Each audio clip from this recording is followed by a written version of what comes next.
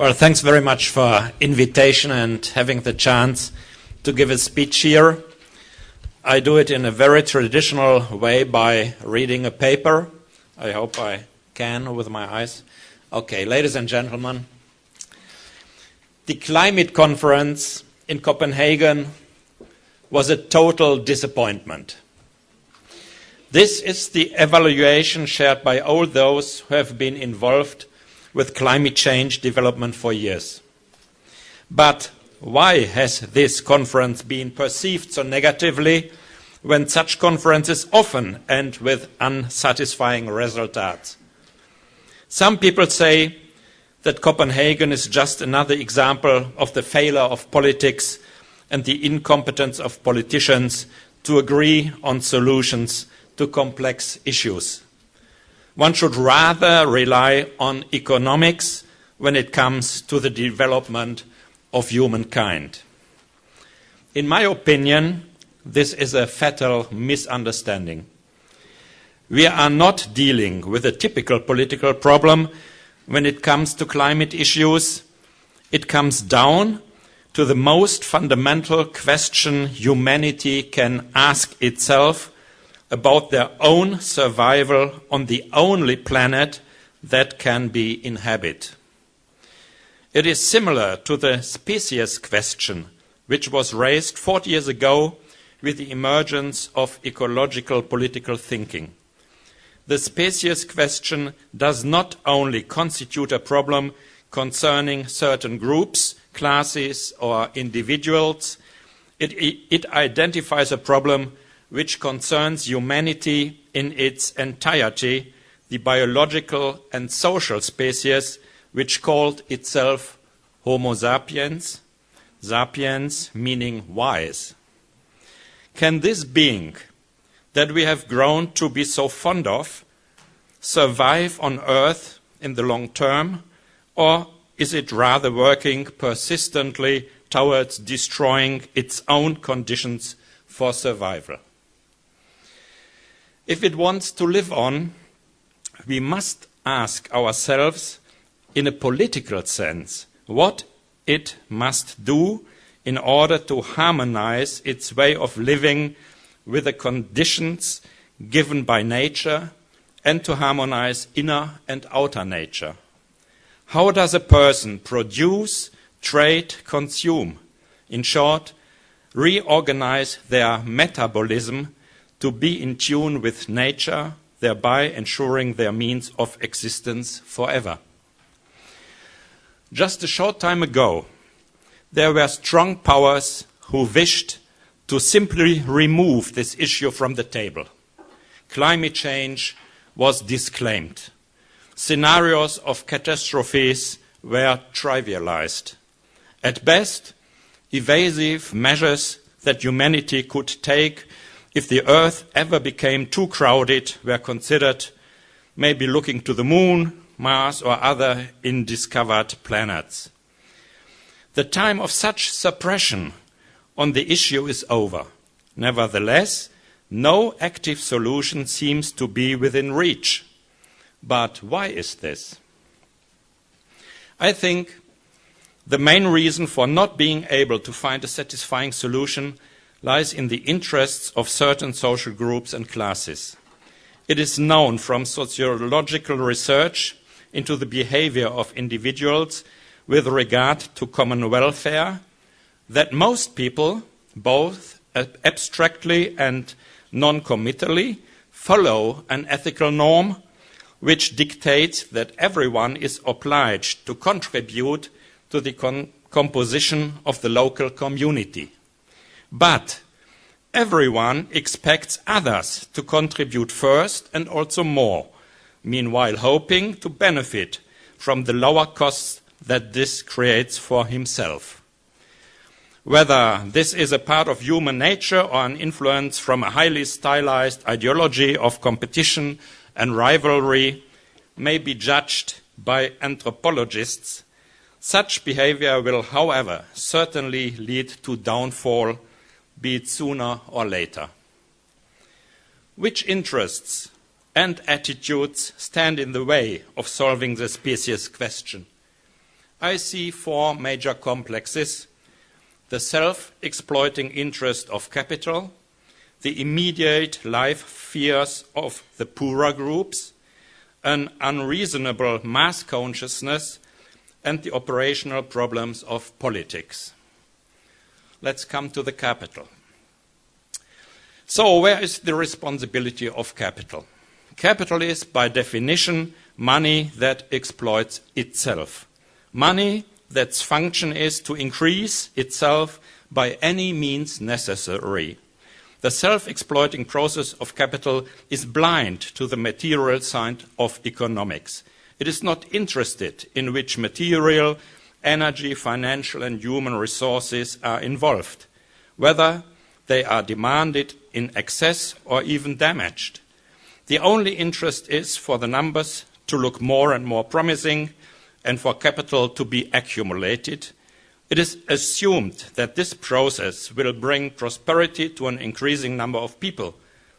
The dominating strategy in the study of economics as well as politics today is global economic growth, which sets a benchmark for progress and development. This is, however, questionable in light of the current environmental crisis. A global thinking in terms of growth is in principle incompatible with ecological thinking. Any strategy for growth will want to maximize the exploitation of materials, but political ecology wants to prevent that. The first basic principle of political ecology is that global growth cannot be the goal of economics. The assumption of economic growth being conducive to a higher quality of life is a false belief. The accumulation of growth does not only include productive and value-adding economic processes, but also the opposite, destruction and reconstruction. The production of carbon dioxide, for example, as well as the need to repair damages caused by carbon dioxide-induced catastrophes. Both comes to the growth product. The more catastrophes there are, the higher the estimation of growth. Such economic accounting is simply perverse mathematics. It is a similar situation in business administration. Competition forces businesses to develop strategies which often pay no regard to the environment in order to reach the targets of their own growth calculations. Many businesses are trying to be more sustainable and environmentally aware during production, but are limited due to the constant pressure of competing. Let's take a look to the automobile industry, for example. For a long time, it has refused to accept the necessity of manufacturing environmentally friendly cars.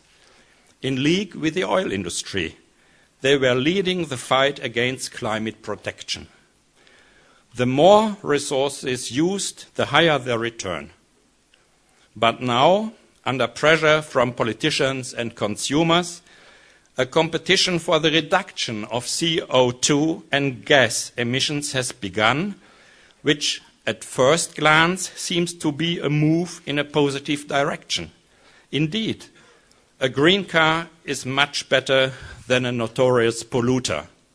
But at the same time, less green cars would be better than more green cars.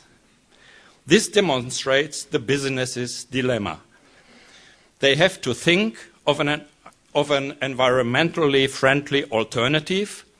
However, what they can improve in terms of quality, they undo by increasing quantity. To be able to compete, they have to deliver as many cars as possible. Or even worse, when the market is saturated, they have to create a need to buy not only one, but the equivalent to 1 car and a half instead, SUVs for the city. An SUV might produce as little CO2 emissions and consume as few gas as possible, but the bigger mass it contains, the more energy it requires to work. The more costs there are in production, and it requires more energy to recycle than a smaller car would.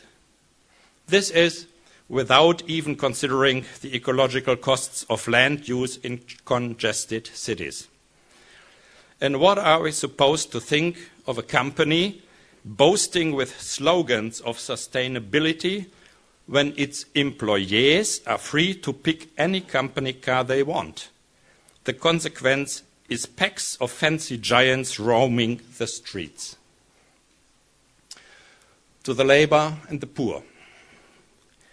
Let us now move from capital to labor and poor.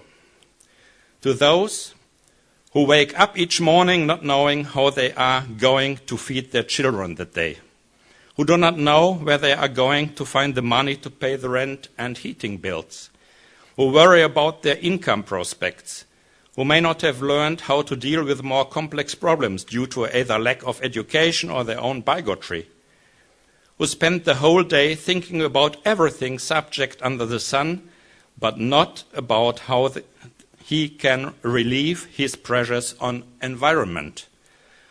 The poor strata only engage themselves in solving societal problems if it means their own difficulties are being addressed in the same process. This is the case on both a domestic and international level.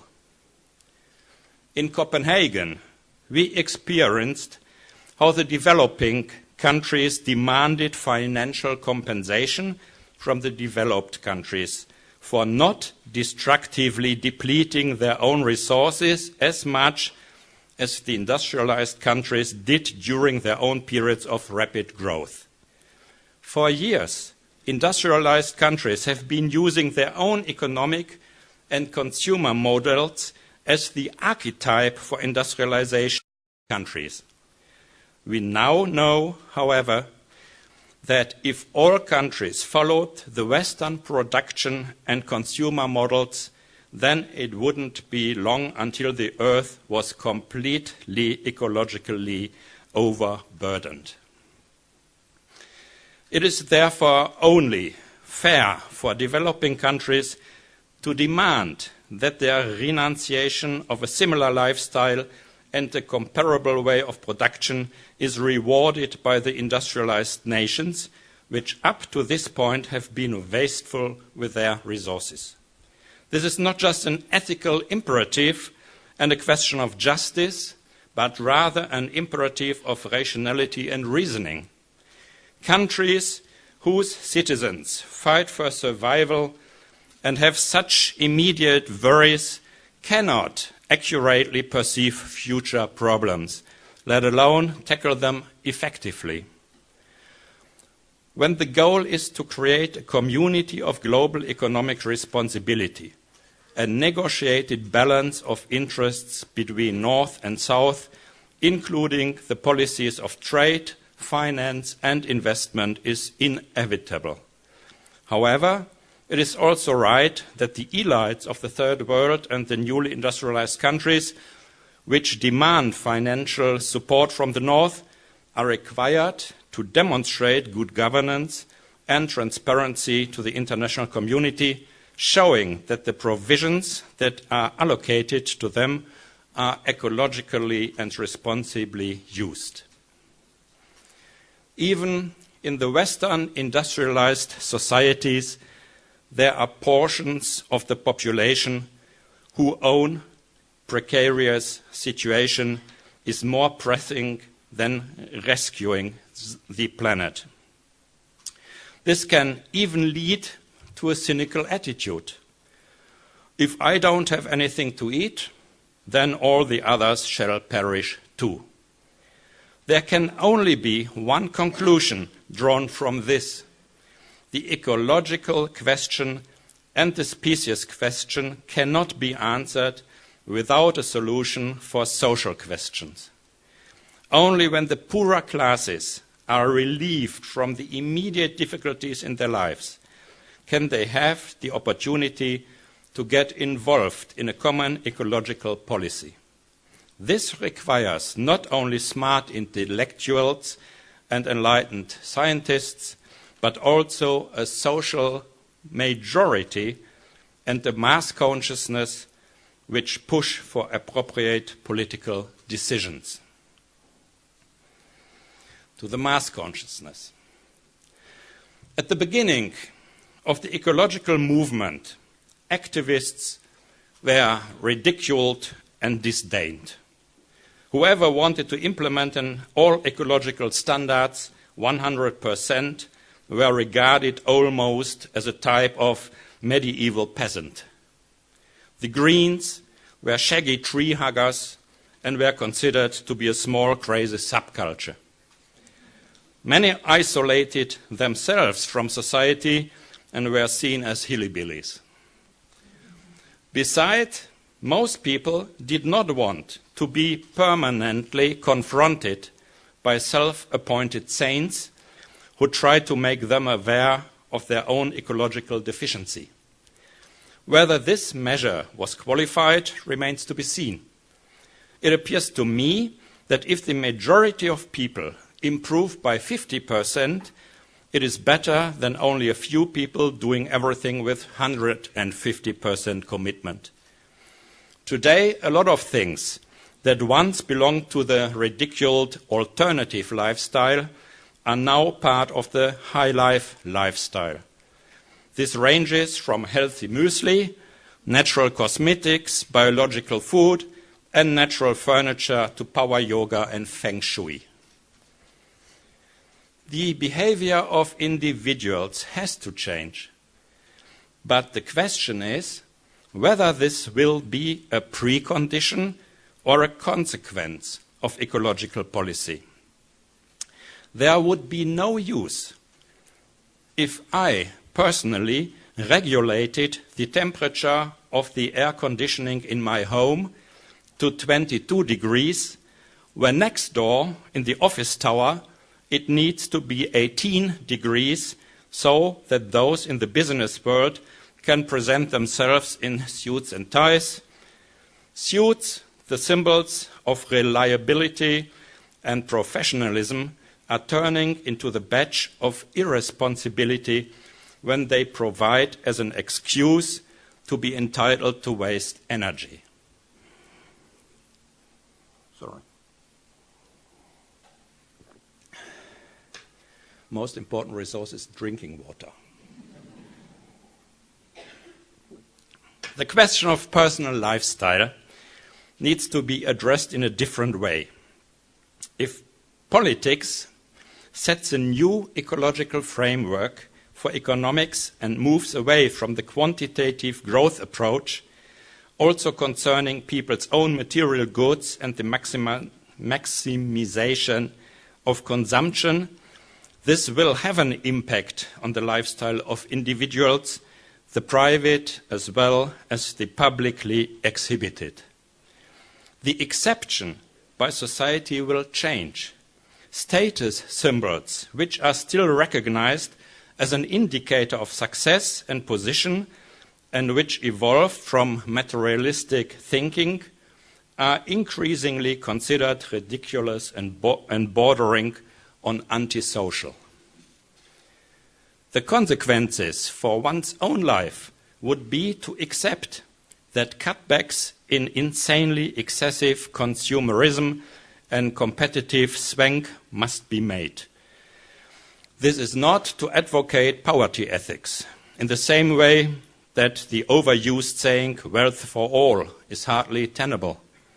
One's own feeling of prosperity and well-being will not dwindle as much if one follows the old ecological principle, small is beautiful, to use a new German term, downsizing. Getting a smaller model of car, turning the heating down to a minimum, use the off rather than standby setting, traveling with a train more rather than by plane or car, upgrading your mobile every 4 years rather than every 2 years won't kill us. In effect, we are parting from status symbols not as a consequence of renouncement ethics, but rather as necessary consequence of an ecologically aligned economy. Non-material values will replace material values. The overall concepts and ideologies also need to change. The materialistic thinking of neoliberalism has elevated the use of maximizing economic entity as an influential model. Value creation, making money and maximizing consumption is made from this device. Smugly and arrogantly, those who work on their human perfection are looked down upon. The very people who see themselves as the elite, those who with their selfishness almost brought the world economy to the edge of abyss, prove the perversion of the sets of standards in the so-called business culture that we have. When finally are such people be seen as elites and leaders who understand community as a community not of selfishness but of responsibility?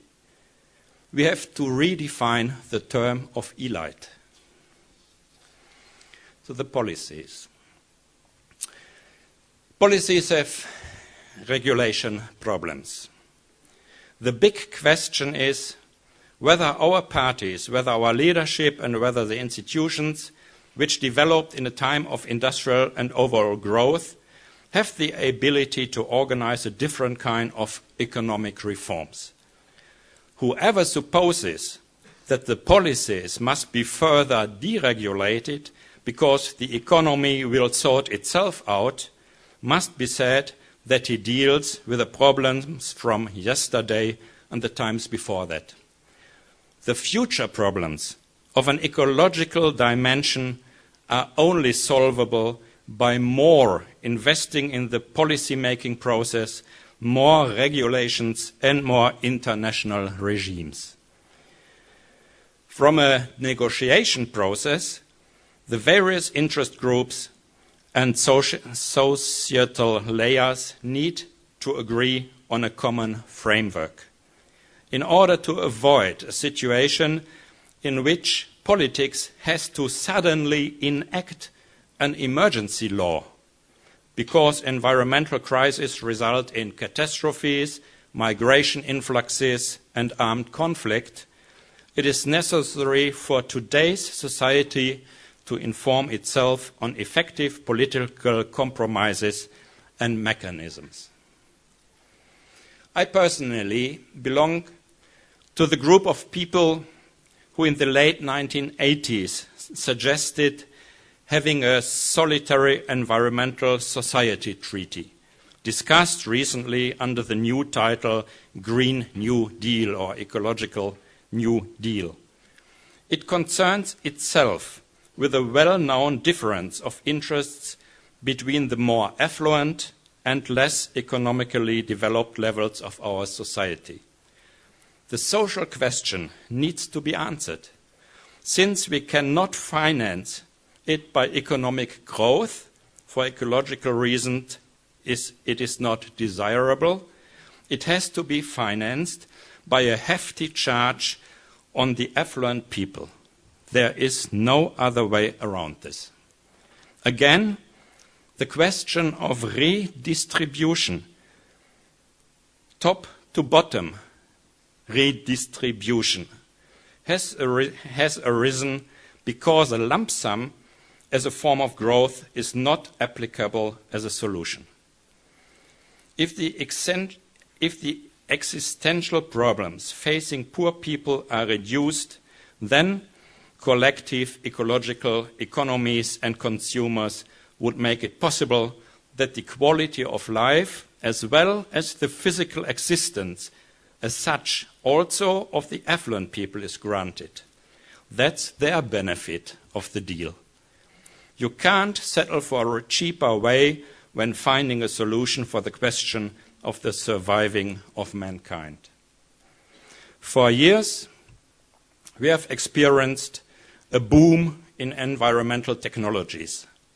Germany belongs to such leading forces and is not least supported by its export successes. However, environmental technology, which merely adds the growth ideology onto it, is not the long-term solution. Generating clean and renewable energy instead of using fossil fuels and atomic energy is an important political goal. A market has developed in this field, one which is growing. However, in this instance, growth is a consequence of appropriate policies, not by given economic benchmarks. At the same time, the market for fossil fuels as a source of energy should shrink, growth and shrinking. It is a question of political decision-making that provides the result as to whether the energy companies will have success in terms of their business goals. Somewhere, the quantity of energy needed by society finds its limits. It cannot be deferred by a growth strategy, because such growth finds its limits in the necessity to preserve other resources, such as agrarian areas, raw materials, drinking water. The limitation of growth, which the Club of Rome discovered almost 40 years ago, is still valid. Corporate strategies of postponing by predatory exploitation and waste in order to adorn their own numbers are the problem and not the solution. It is here that policies must set limitations. From all this, it seems to me that the terms of development and the development goals of economics need to be newly redefined. Quantitative growth as an end goal, demonstrated in the amount of gross domestic product and export quotas, is historically outdated. Growth policies will not solve all future problems anymore. To me, other indicators, such as the United Nations favored Initiative for Human Development, seem to be more meaningful. The northern industrialized countries are on hand, but the numbers don't correlate 100% with their economic strength. The USA, the country which by far has the highest amount of energy consumption per person, is incidentally in 13th place in human development. Energy consumption doesn't appear to be the key of having happiness.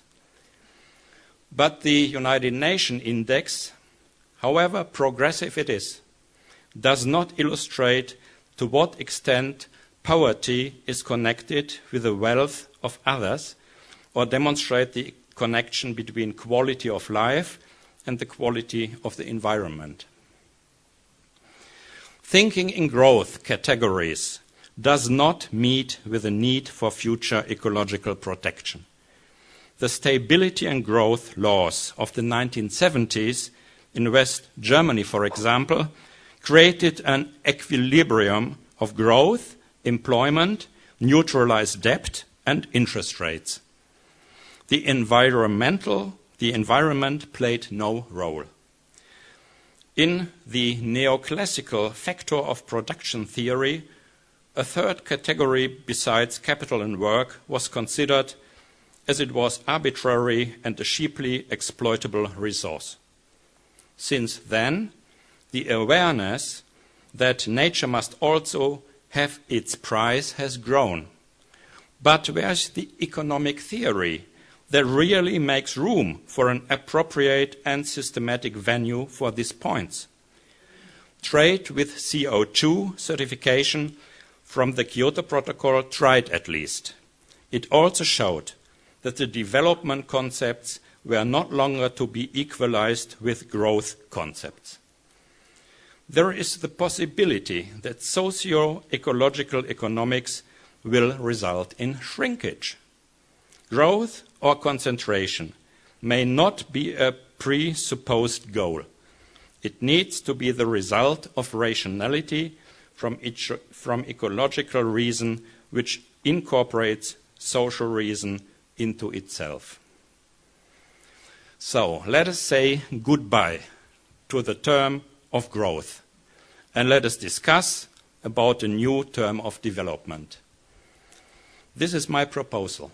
Let us say we want to work collaboratively to adjust the opportunities and the quality of life to preferably high level amongst all people in the world, while respecting the ecological capacity of our globe.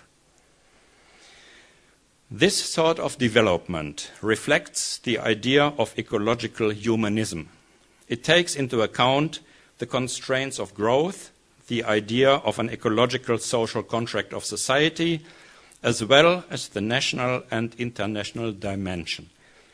Even if it sounds abstract, this contract contains regulative ideas that can become directly political and practical basis.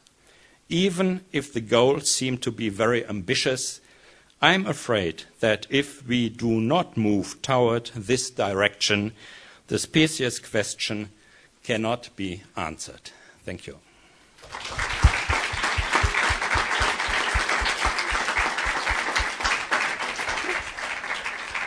Thank you very much, Professor Dr. Volmer. I think we still have time for a few questions, Yes, of but course, I just wanted if you like. I just wanted to thank you very much for helping us to really understand better the historical framework that has led to the points where it was almost impossible for this ecological New Deal, but also the concrete steps that can be taken by governments and as well as citizens to get us to the point where we can make it a reality.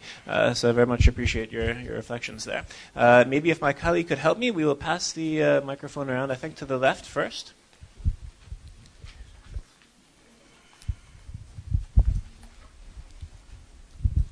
Hello, my name is Maureen Waters from the University of Lyon, and I was quite impressed when Mark introduced you because he mentioned, in fact, if I've understood correctly, that you have a background with 2 PhDs. Your first was in philosophy, and your second then was in economics and business. No, sorry. I only have 1 PhD. You only have 1 PhD, but you studied philosophy and I studied philosophy for PhD, but I stopped these studies because I became member of parliament, and then 20 years later I did my PhD in politics, foreign policy. Okay, but I do. I was quite impressed, though, with the fact that you have the background in philosophy, and I wanted to ask you about education in particular, because I'm wondering now, after listening to your talk, if one of our primary problems in education is not the fact that so many degree programs, whether it be in business or in economics in particular, really does leave out the human side.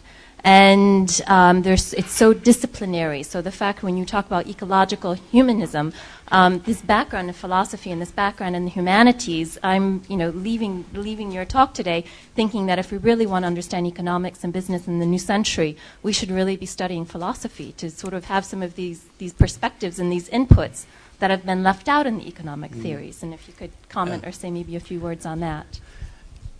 Thanks for the question. Of course, not everybody needs to study philosophy. It would be enough for me if in the universities also professors of economy would be accepted who not only reflect on the numbers of enterprises and companies and the GDP numbers, but when they also would reflect on the society as a whole. And I see, for example, in Germany, there are only very, very few scientists, professors who are able and willing to do so, because since about 20 years, only adherents of the neoliberalism get the good jobs. And so we don't have an open debate about the future of society in the economics in Germany. So you need not to study philosophy just except when economical experts do more than talking about mathematics.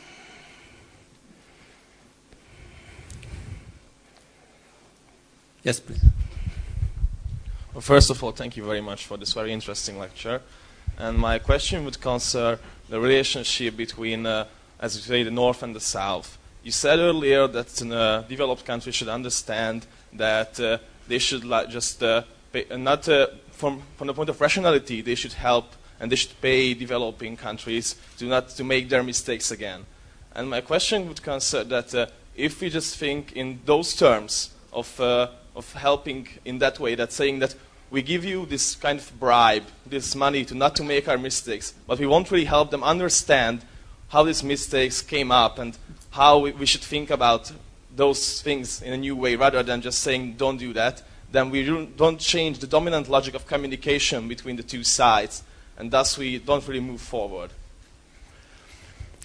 Now, I think we made our mistakes and we try to learn from it.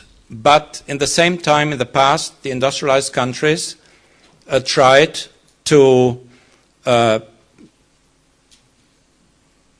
claim that their own way of development, that our way of living is the archetype, the model for all countries. And we have enforced the countries by many mechanisms to follow this model. For example, by the structural policy of World Bank or by the IMF policy.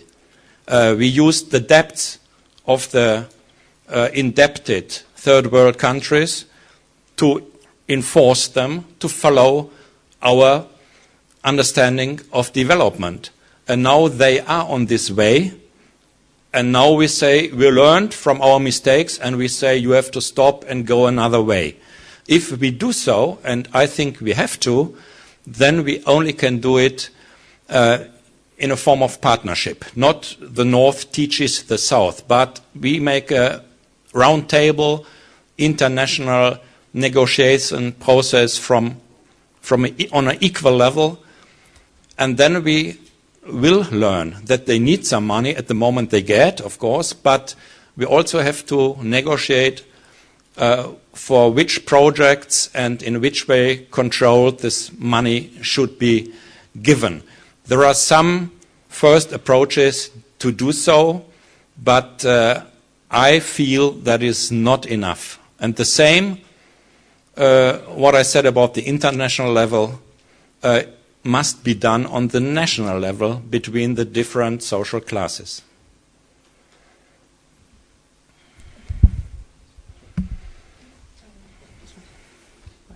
Thank you very much for your insight. It's very refreshing to see that there is actually a different point of view about something. And as you said, by doing this, already opening the debate even wider than it used to be. Our question, though, is about the archetype of living, or what is the ideal life, as many of us would say, is just merely a demonstration of power, a powerful attraction of certain countries to demonstrate a certain way of life for others to follow. So, whilst we are talking about ecological humanism, where we're just trying to change the conception of growth or progress, isn't it we should be focusing on the concept of power? Because if we could change the concept of power from actually attracting people to do something into power through unity, power through actual cooperation, isn't that would be the priority we should do? Because the thing is that by the end of the day, the whole system, the current status quo that we have, is actually determined by how we conceive power and how we act to achieve our conception of power. Thank you. Well, I fear that you are absolutely right.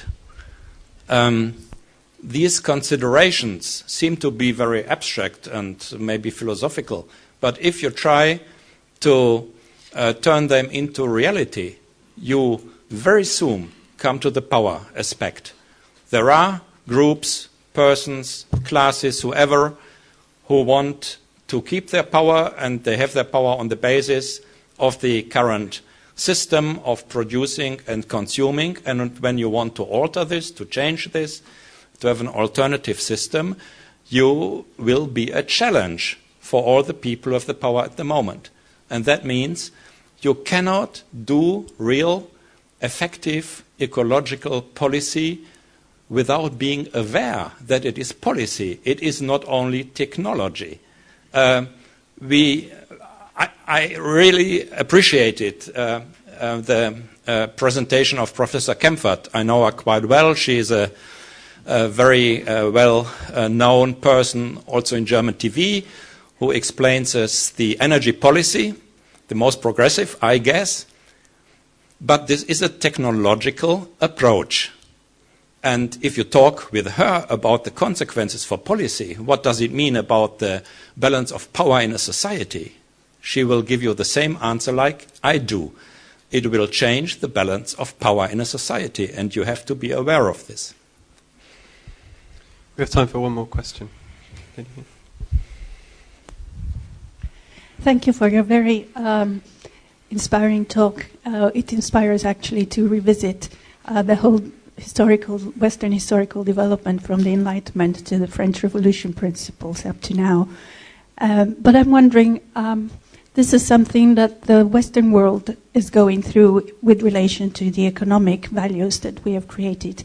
We also have a huge part of the world which is coming up with other values, and I'm referring to the Muslim world and Muslim business, Muslim finances, and partners that we sit with in negotiations tables that have different values.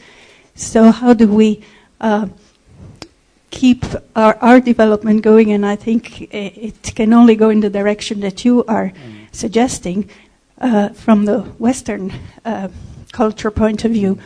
But I'm still wondering how you feel we can include the other part of the world. I'm sorry, I'm doing a polarity here, but. Well, this is the Institute for Cultural Diplomacy. I guess this is the key. That's why I'm here, and I'm happy to be invited. Intercultural dialogue. I think this is one of the key resources, political resources we have. A lot of ideas how to live are coming from the Western style of life, not only American but also European way of life. And we exported them everywhere in the world, and we do so by different economic strategies. But there are different values who also make sense for their societies. For example, Muslim values, the so-called Asian values, coming from the Confucianism, which is partly the same like the Western, but there are also differences. And when I go to China or when I go to the Arabic world, I'm there quite often. You can talk with them about everything. You cannot shout against them publicly. You cannot stand here and attack them because of their policy in terms of human rights or lack of human rights. But when you go there and talk to them on face-to-face level, you can talk about everything. They do not want to be blamed publicly, but they see the lacks and the deficiencies in their own societies, and they want to develop and to learn, but they have their own rhythm, they have their own ideas, their own idea of development, and that does not mean to copy the West. And we have to understand this, that development does not mean to copy the West. Okay, I think about